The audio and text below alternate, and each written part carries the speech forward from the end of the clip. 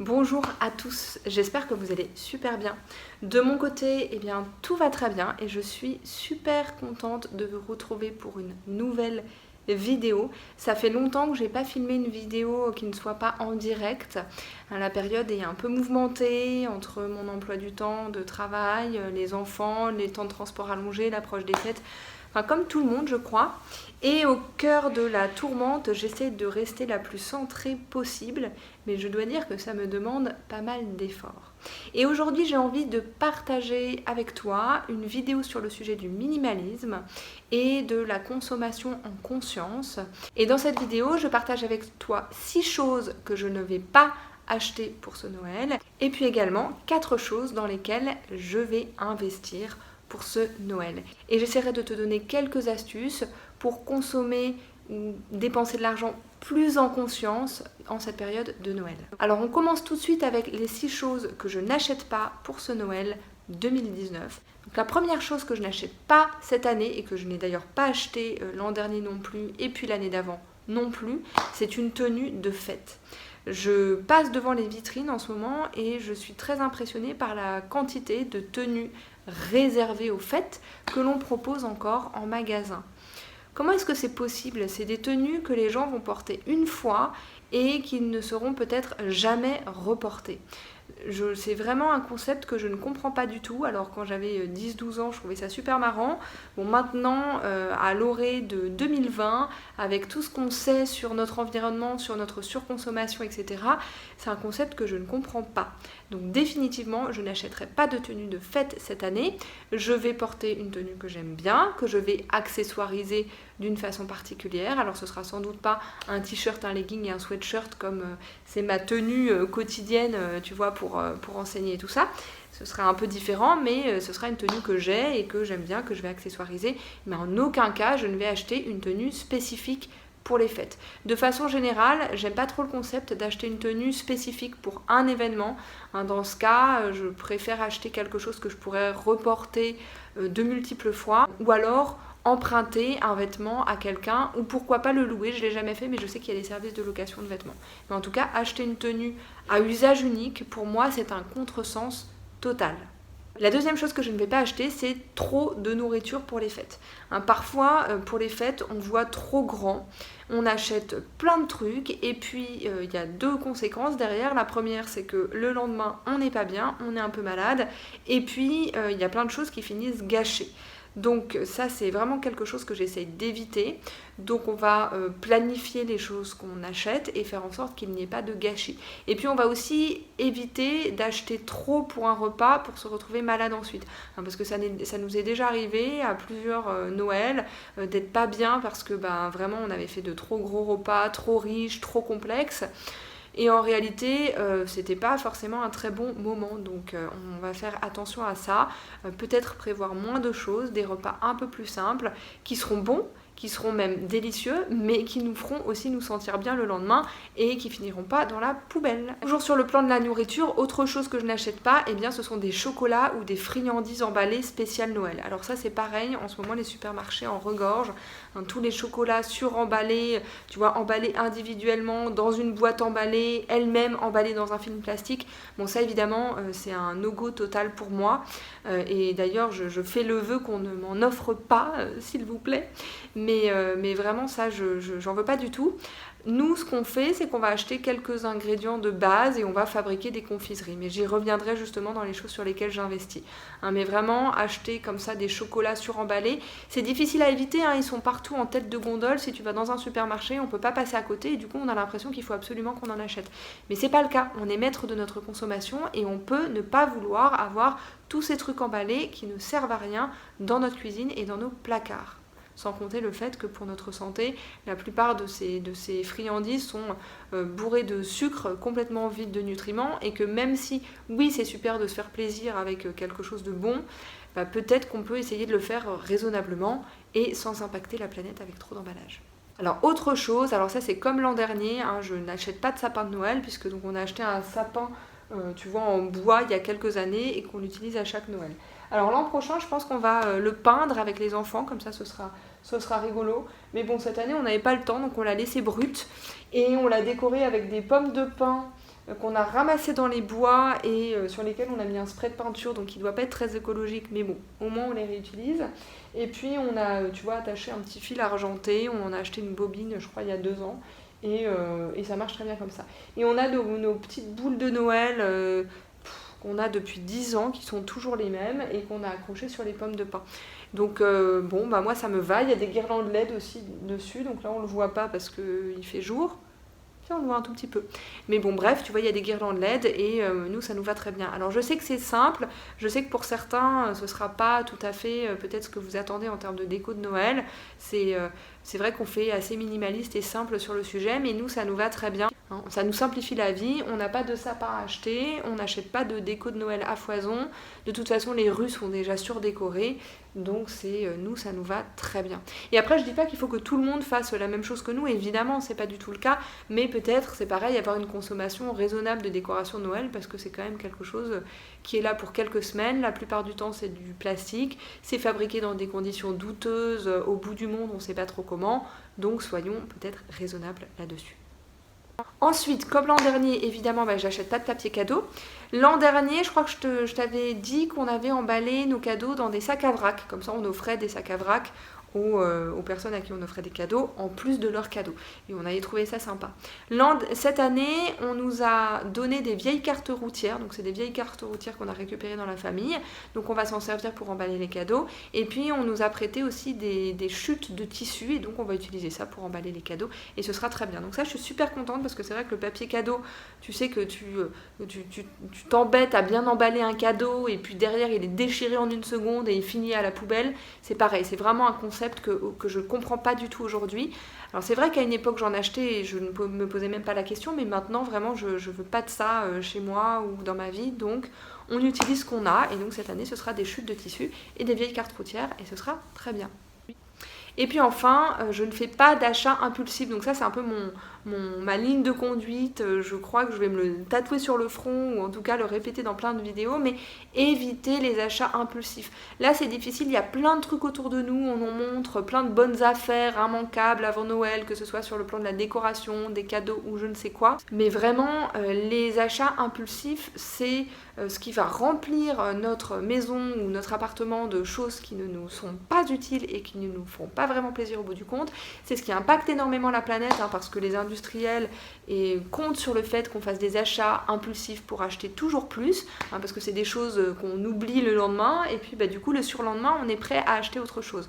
Donc pas d'achat impulsif, vraiment c'est ma règle de base. C'est super dur, j'en ai déjà parlé dans des vidéos, mais moi j'ai mis vraiment des années à réussir à ne plus faire d'achat impulsif parce que j'étais vraiment très sujette à ça à une époque de ma vie, et maintenant j'y arrive plutôt bien, mais c'est vrai que ça demande de vrais efforts.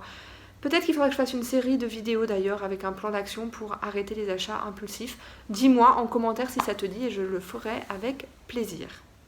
Maintenant, rapidement, les choses que je vais acheter ou dans lesquelles je vais investir pour ce Noël. Premièrement, des cadeaux choisis en conscience. Donc moi, cette année, je fais des cadeaux matériels et je vais recevoir aussi des cadeaux matériels qui sont des choses dont j'ai envie ou besoin de longue date. Alors évidemment, il y a des choses liées au yoga dedans, évidemment, mais tu vois, il y a aussi des bougies, parce que j'adore les bougies, et donc j'en reçois à Noël, et elles me durent toute l'année, et je suis super contente. Du thé, des tisanes, des choses comme ça. Et moi, de la même façon, je vais faire des cadeaux matériels, mais il s'agit essentiellement de consommables, ou de choses choisies en conscience et qui pourront être vraiment durables pour la personne. Il y a aussi de beaux objets qui m'appartenaient et que je pensais revendre, mais finalement il y a des personnes à qui ça ferait très plaisir et donc je vais leur offrir. Donc je réfléchis vraiment aux cadeaux que je fais, j'essaie d'éviter au maximum le cadeau bouche-trou que la personne n'utilisera pas. C'est pour ça que je favorise les consommables qui font partie des choses que la personne aime, comme ça je sais que ce sera utilisé et que ça ne laissera pas, que ce ne sera pas un objet qui deviendra un déchet, mais que ce sera consommé par la personne, ou que je favorise les choses vraiment soit qui vont être gardées longtemps ou qui pourront être transmises comme des livres ou ce genre de choses. Ensuite, j'investis dans des légumes de saison et des fruits et j'essaye d'en intégrer le plus possible dans les repas de fête. hein. Ça va nous permettre d'avoir une grande variété dans nos repas de fête, et puis également de bien digérer les repas de fête, beaucoup plus que s'il n'y en avait pas. Et puis d'éviter les produits emballés au maximum. En ce moment, il y a des légumes, racines, qui sont un peu plus rares et qu'on peut accommoder de façon assez festive. Hein. Je pense au persil racine, je pense au cerfeuil tubéreux, qui est un légume qui est souvent un petit peu plus cher, mais qui pour une occasion festive est quand même très sympa. Après, je pense aux champignons aussi, il y a des très beaux champignons qu'on peut consommer à Noël, ou des légumineuses un petit peu plus rares. Après, on peut créer des super recettes à partir de tout ça, hein, des potiers marrons farcis ou je ne sais quoi. Enfin, je ne sais pas encore ce que je vais faire, mais il y a plein de choses qu'on peut faire à partir de produits bruts, de bonne qualité, peut-être un peu plus cher que d'habitude, mais qui produiront pas d'emballage, qui seront super bons pour notre santé et pas mauvais pour la planète. Et puis ensuite je vais acheter quelques produits bruts pour faire des gâteaux gourmands et des friandises maison. Alors pour les gâteaux on fait très simple, un gâteau au chocolat, il y aura sans doute un banana bread dans l'histoire parce qu'en ce moment c'est un peu mon grand truc. Et puis j'aime bien fabriquer des petits... des espèces de friandises dans des moules à glaçons. Alors il y en a une que j'adore, c'est des espèces de chocolat mais à base de noix de coco râpée mixées avec un cœur de chocolat et de dattes. Je vais essayer de trouver le lien de la recette qui me vient d'un blog, je crois que c'est le blog d'Antigone, mais ça j'en ai fait l'année dernière ou il y a 2 ans, je ne sais plus, je crois les 2 peut-être, et c'était tellement bon que je crois que je vais en refaire et ça remplace pour moi tous les Ferrero Rocher, tous les trucs comme ça, emballés, tu vois, qui produisent des déchets et qui sont mauvais pour la santé. Et je vais essayer de trouver quelques autres recettes pour faire comme ça un peu de cuisine sympa, spéciale de Noël. Rien de très compliqué parce qu'il ne faut pas que ça nous prenne trop de temps, mais avec de bons ingrédients, simples et si possible sans emballage. Et sur le plan matériel, c'est tout ce dans quoi je vais investir de particulier pour cette année. Surtout ce que je vais investir, c'est le temps passé avec les personnes qui me sont chères et que je vois peu souvent, mais que je serais super contente de voir à Noël. Et je sais que souvent, j'en ai déjà parlé dans une vidéo l'an dernier, mais souvent les fêtes de Noël, ça tourne un petit peu à la bataille dans les familles, je trouve. Cette année, les gens sont particulièrement stressés, je crois, enfin moi y compris, hein, avec les grèves et les temps de transport allongés et toutes les complications qu'on peut avoir au quotidien. Donc je vais surtout investir du temps dans ma préparation mentale pour être prête à mettre en œuvre la bienveillance le plus possible dans ces relations, même quand ce sera peut-être un peu difficile. Donc ça c'est surtout important pour moi, j'ai envie que ça se passe bien le plus possible. Et après je sais que c'est pas complètement entre mes mains, donc si ça se passe moins bien, l'idée c'est aussi d'être capable de trouver cet espace à l'intérieur de soi où on n'est pas trop atteint par ces moments qui peuvent parfois être un peu plus difficiles. Bref, je sais pas si tu vois ce que je veux dire, mais moi, dans ma famille, parfois, ça arrive. Ensuite, vraiment pour s'aider dans ces démarches de consommer en conscience et de façon plus minimale pour Noël, vraiment, reprenons le pouvoir, hein, rappelons-nous qu'on a la responsabilité de notre consommation, qu'on peut choisir de ne pas acheter, que oui, on est influençable, mais qu'on peut aussi dire non, hein, et c'est ce qu'il est peut-être hyper important d'apprendre ces jours-ci, ces semaines-ci, où on nous pousse tellement à la consommation pour Noël et pour cette fin d'année. Acheter en conscience aussi et en se posant la question, à chaque fois qu'on s'apprête à acheter quelque chose, de est-ce que ça va nous faire plaisir ou est-ce qu'on en a besoin? Est-ce que ça va nous servir à long terme? Est-ce que c'est pas juste une impulsion ou quelque chose d'instantané? Pensons à la durée. Est-ce que cet objet, est-ce que cette chose qu'on va acheter ou qu'on va offrir a sa place dans notre vie, dans la durée, ou dans la vie de la personne à qui on l'offre, dans la durée, pas juste pour un petit moment, parce que tout objet qu'on introduit dans notre vie doit avoir du sens dans la durée. En tout cas, c'est ce que je crois, pour éviter d'accumuler plein de trucs qui servent à rien, qui polluent et qui polluent notre vie autant que la planète. Et puis enfin, je trouve que la question à se poser, c'est qu'est-ce qu'on attend de ces fêtes ? Est-ce que c'est une accumulation d'objets, un surplus d'emballage, de choses qui ne servent à rien, de nourriture indigeste? Ou est-ce que c'est en profiter pour passer un bon moment ensemble, peut-être renforcer nos liens? Et est-ce que c'est quelque chose d'émotionnel et quelque chose de l'ordre du partage ensemble? Ou est-ce que c'est de l'ordre de la consommation? Si on connaît la réponse à ça, et bien ensuite, on peut faire le travail d'aligner nos actions avec ce qu'on pense. Voilà, c'est tout ce que j'avais envie de partager avec toi aujourd'hui. Enfin, en fait, non, il y a plein d'autres choses que j'ai envie de partager avec toi, mais il faut que je trouve le temps de filmer les vidéos. Donc, je te remercie infiniment si tu es encore là d'avoir partagé ce moment avec moi.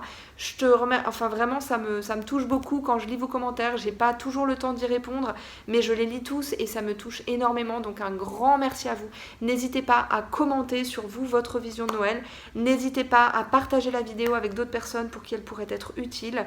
N'hésitez pas à vous abonner à ma chaîne et moi je vous dis un très grand merci. Prenez grand soin de vous, prenez soin des autres autour de vous. Je vous souhaite un très joyeux Noël. Il est possible que je publie une autre vidéo d'ici là parce que je voudrais vous publier une méditation justement pour vous aider à vous ancrer pour les fêtes de fin d'année. Donc je vais essayer de le faire, ce sera peut-être sur ma deuxième chaîne, mais dans tous les cas je mettrai le lien sur cette chaîne-ci. Et voilà, et ben, je vous embrasse très fort et je vous dis à très vite.